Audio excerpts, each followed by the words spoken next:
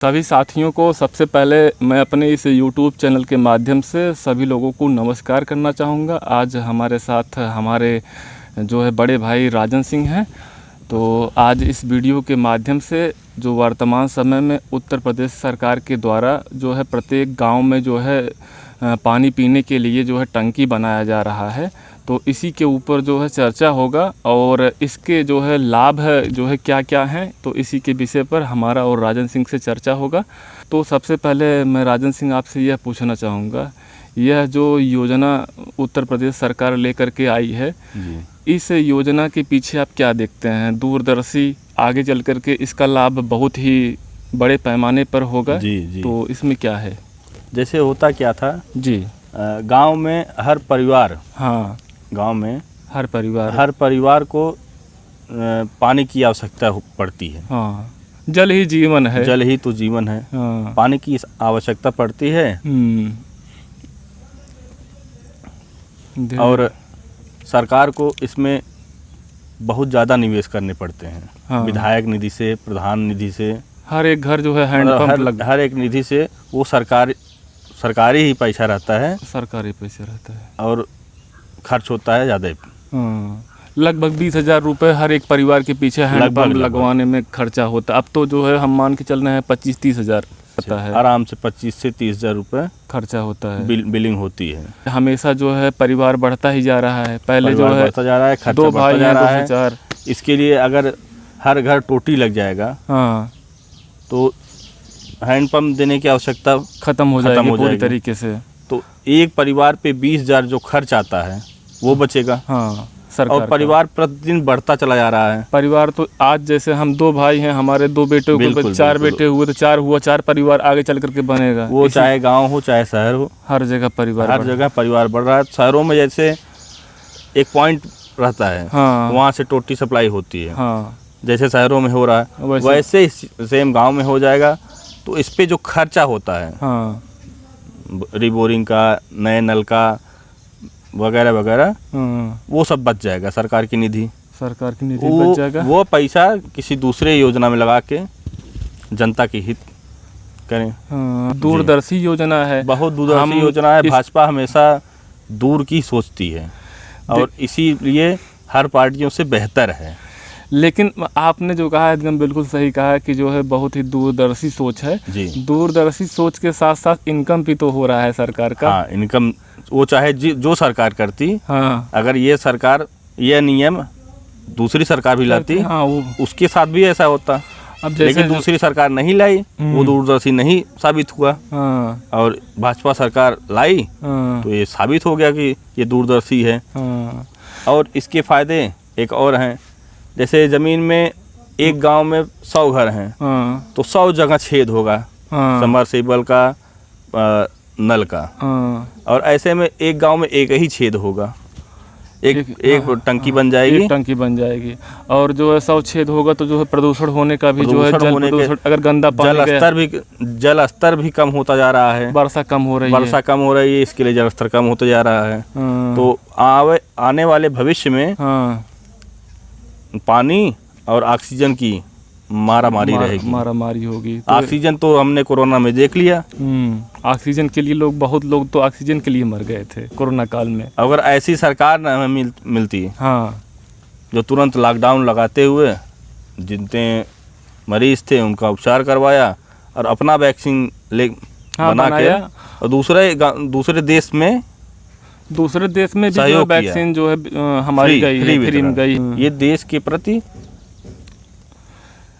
प्रति जो है मतलब समाज के प्रति, जनता के प्रति लगाव बहुत अच्छा लगता है। भाजपा का अच्छा लगता है। बिल्कुल याद करेंगे। जब पानी के लिए जो है किल्लत चारों तरफ होगा अदर स्टेट में, तो यहाँ के लोग कहेंगे कि हमारी सरकार ने बड़ा अच्छा काम कर दिया था उस समय। बिल्कुल। आज मान लीजिए यह योजना के ऊपर बहुत सारे लोग बहुत सवाल करते हैं। अपोजिशन वालों की यही होता है, चाहे वो अपोजिशन में भाजपा बैठे, चाहे कांग्रेस बैठे, चाहे स्टेट में भाजपा बैठे, चाहे सपा बैठे, चाहे बहुजन बैठे, जो भी सरकार होगी, सरकार के विपक्ष में बैठते हैं, सवाल उठाना उनका काम ही होता है। हर एक काम पर कोई न कोई कमी ढूंढते हैं। और सब जानते हैं कि अच्छा काम कौन सा है और ख़राब काम कौन सा है? अब अगर अच्छा काम का अगर जैसे बात किया जाए, हम ये नहीं कह रहे हैं कि सिर्फ भाजपा की हम बताएंगे। खनन विभाग देखिए, खनन विभाग पर रोक लगा तो काफ़ी जो है बहुत सुधार आया, गड्ढे कम हो मतलब। और ये वृक्ष कटाई का देखिए। तो यही सब बातें हैं जो भाजपा को